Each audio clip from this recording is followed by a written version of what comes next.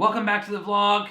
Today I thought, well, my wife Kristen's at her class thingy, so she's not going to be in the vlog, so I figured I'm just going to sit down and talk to you about something. Now, not too long ago, a teacher YouTuber who I really enjoy watching, and her name is Pocketful of Primary, she did a video talking about her experiences teaching at a Title I school, and I was watching it, and I was reading some comments, and I was like, oh yeah, I teach at a Title I school, and that's all I've ever taught at. So I'm like, okay, well, I'm going to share my experience because a lot of times, that's the great thing about life is everyone can experience something similar but have a different view on it, or maybe have a completely different experience with something completely similar. So I'm going to share my experience with working in a Title I school, or if you're not sure what a Title I school is, basically, when referring to a Title I school, you're usually referring to an inner city school, low income area, that sort of thing. So that's kind of what I'm going to be diving into today, just to kind of open up and share about that in a little teacher vlog for today, for the daily vlog. So, if this is your first time on my channel, if you found this video from her channel and you're not sure who is this fool, I'm Mr. Thain. I teach kindergarten. Subscribe to my channel. I do all types of teaching tip videos, daily vlogs, all kinds of stuff. So if you're interested in that, subscribe. Okay, so let's get started. So, it all began when, so I went to school here in Ohio at Bluffton University, a small liberal arts school, and intended on getting a job somewhere in a rural area, because that's where I grew up, and that didn't happen. At the time that I was getting ready to graduate, there just wasn't a whole lot of jobs around here, and in the state of Ohio in general, there was just not a lot of jobs. What had happened was there had been something wonky with the retirement for some teachers, and forcing them to retire early, retire right now or teach 5 more years. So most of the teachers were like, I guess I'll do 5 more, and so that kind of left me in the okay, there's no teachers retiring. So I scoured the internet for teaching jobs. I applied for Teach for America, even though I was I was going to be a teacher, I was certified. I still applied for Teach for America. I applied in states all across the country. I didn't care if I had to move to China. I was going to be a teacher. So I applied everywhere you could possibly think of. Basically my strategy, if you're someone who's not yet a teacher and is going into being a teacher and is trying to get a job, I applied at least once every single day to a new school every day. I applied like crazy. It was usually more than that, but no less than 1 a day I would apply. And eventually one stuck, and I got in at a school in Chicago. So my first ever job was in the south side of Chicago, in a very, very, very poor neighborhood. In fact, the school that I worked in my first year was actually, before I got there, was shut down. It had performed so poorly, and even among Chicago public schools were all performing poorly, but this was the bottom of the bottom, so they shut it down.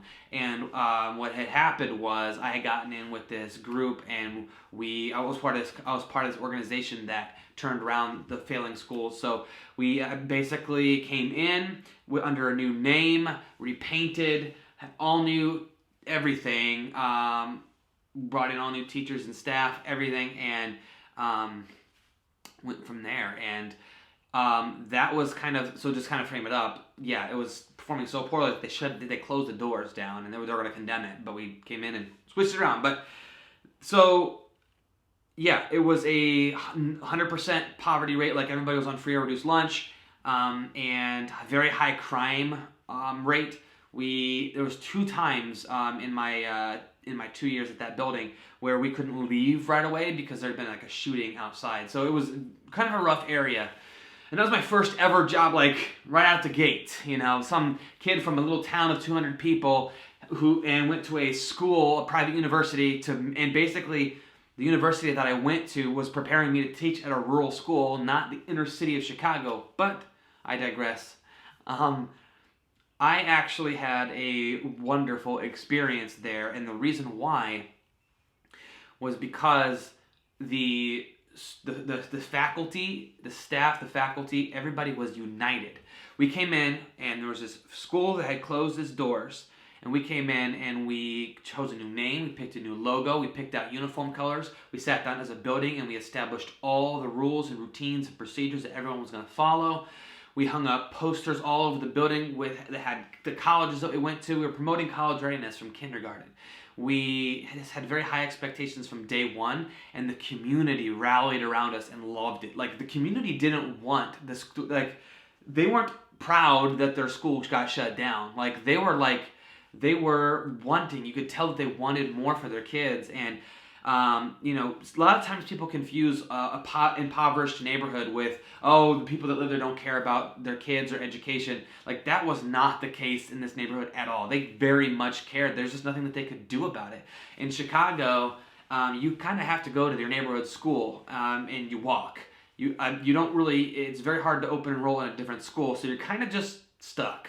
And so the families rallied around us and they wanted us there, and they really came out and supported us, and like, it was amazing to see everybody rally, come together. And that's the key, I think, to teaching and working in a Title I school or a low-income area, is really rallying the community together and showing the community that you are there for them and their kids. Like, you're there to help give their kids a great education. That's what you're there for. And it really does take a village to raise a child, to give a student a great education. It really takes all three parts: parent, teacher, student, and everyone else involved. And the thing of it was, we were in such a great community where all the teachers, we were seen as, every kid is my kid. So if I saw a kid in 4th grade goofing off in the hallway, I would tell him something. I wouldn't just watch it and go by. If someone saw one of my kids screwing around in line or doing something they weren't supposed to do, they'd correct them. We were all in it together. We all had the same expectations. It was even to the point where we were supposed to be silent in the hallway, right? No talking in the hallway. The teachers, we didn't even talk to each other in the hallway, because if we expect the kids not to talk in the hallway, we're not going to talk in the hallway either. It was very high expectations, but the thing was, when you had those high expectations, the kids rose to them. We had a strict uniform policy. They had to wear navy pants. Girls could wear the jumper suits or skirts. The boys had to wear navy pants, and you could only wear green tops. No logos unless it was the school logo that we had. It was it. And it was true uniforms, but they rallied around it. It sent a certain message that what we're here for is important. It means business. It's not time for tomfoolery. It's not time for fooling around. It's business time. Let's go. This is the school was performing so bad they were going to close the doors. We don't have time for foolishness. We showed up every day. We had a very, very, very low teacher absence rate. Almost every teacher was there every single day, and that makes a huge difference. We pushed so hard for attendance that we had little rally incentives every week. We would have little challenges between whoever had the highest classroom percentage attendance overall would get an out of uniform pass or something special, popsicle parties, and we took that stuff seriously. It was so much fun. We did daddy-daughter dance nights. We did mother-son dance nights. We did community gatherings. We were the social hub for the community, and a community that had a lot of violence and poverty and drugs, and we were that rallying point for them. So I'm telling you that to say that that's what it takes to succeed in a school like that, is the community around it. And it's really hard if you're a new teacher coming into an established Title I school, and if that's not already in place, because you're kind of stuck. And if that's what you want to do, you're kind of stuck, because when you come in new, you don't want to be coming in I know it all, or I'm going to change up everything, but you have to come in and speak your mind. And if you see something that needs improving on, say something. Figure the right way to say it, the right place to say it at, but say something, because education is changing, and we need new people with new ideas coming in, because a lot of times people are definitely resistant to change. So that's my experience teaching in my first school at a Title I, and now I'm teaching at a new Title I school in Lima, Ohio, and very similar experience. The community really rallies around the school as well. It was never performing as badly as the one in Chicago. It's performing okay, I guess, if you're considering the rest of the city schools. But It's still a low-income area, and the unique thing about this school, though, is it's very diverse as far as income and ethnicities. There's students of all different races, and in Chicago, I had 100% African American population, so it's a completely different change. And I'm having a similar experience where it's a community effort to rally around the public school system. There is private schools in our community, but the people that live in our neighborhood can't afford that. So they want what's best for their kids. Now, on the flip side of that, I only know Title I schools. I only know working in this type of school. I don't know what it's like to teach in a rural school where most of the kids have a two-parent household, or I don't know what it's like to teach in a school where kids can just buy lunch. I don't know what that's like, so I can't speak on that. But when you do teach in a high-need area, you have a lot of emotional needs from your students as well. A lot of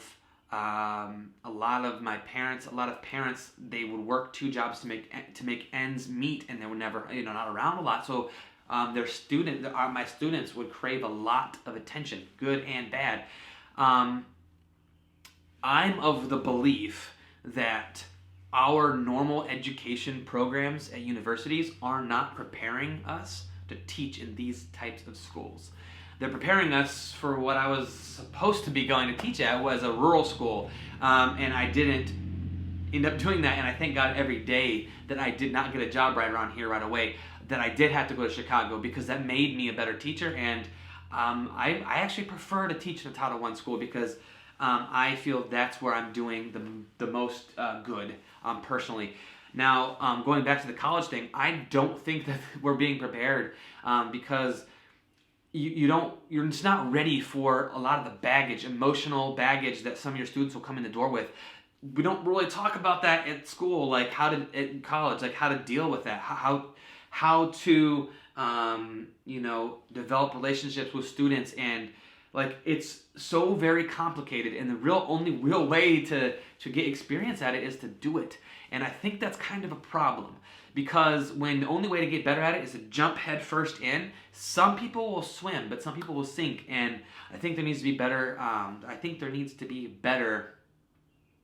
College prep programs for teachers who are going into inner cities. And I think it would be hugely beneficial if there was a separate track. You want to teach in a rural school, have at it. You want to teach at an inner city? Here are some extra courses, or here are some different courses. Instead of spending all that time planning units, like, come on, enough. Let's talk about child development. Let's talk about how to meet students' basic needs. Let's talk about how to develop community relationships. Let's talk about those things. I've always taught in a Title I school, and I don't know that I will ever go back. I don't know that I will ever choose to teach in a rural school or a suburban school. It's just my personal preference. I very much feel like I am making a huge difference. Not that teaching in other type of school isn't making a huge difference, but for me personally, I feel called to serve in this way, and I get a lot of fulfillment out of it. So yeah, that is my experience teaching in an inner city Title I school my entire career so far. And yeah, it is tough at times. There are things that are incredibly challenging. Like I said, students come in with lots of different baggage, and you have to deal with hunger, you have to deal with poverty, you have to deal with domestic violence, and you also have to deal with those in other types of schools as well. There's a lot that goes on besides teaching. You're not only serving your students, you're serving the community that they live in as well. So, whew, I felt good to talk about that. I haven't really shared that with a lot of people, but that's my experience, and yours may differ from mine, and other people who teach in a Title I school may have a completely different outlook on it. I tend to be more of a positive person and look at things in a positive light, so my perspective might be very different from someone else. Again, if this is your first time on my channel, I always sign off the same way. I always say, find your gift, whatever that might be in life. Find it if you don't already know what it is, and share it. Share it with the world, however you can. And you are worth it. See you tomorrow.